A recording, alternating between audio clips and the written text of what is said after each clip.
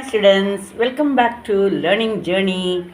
Today my lunch is drumstick, அதாவது முருங்கைக்காய் புளிக்குழம்பு.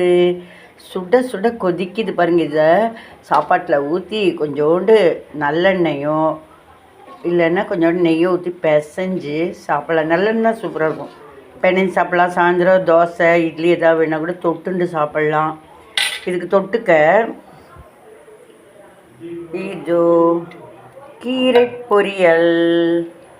இதில் கடுகு தாளித்து கருவேப்பிலை போட்டு பூண்டு போட்டு அப்புறம் பச்சை மிளகாய் போட்டு நல்லா இதெல்லாம் கழுவிட்டு நீட்டாக வணக்கி வாசனையாக கீரை பொரியல் தொட்டுப்பேன்.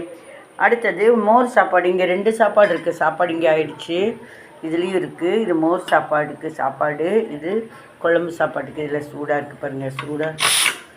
இதில் மோர் சாப்பாடுக்கு இது போட்டு அதான் தயிர் ஊற்றி மாங்காய் பச்சடி தொட்டுக்குவேன். மாங்காய் தொக்கு சூப்பராக உப்பு காரம் புளிப்பு இனிப்பு எல்லாம் கலந்த கோமாங்காயில் பண்ணது.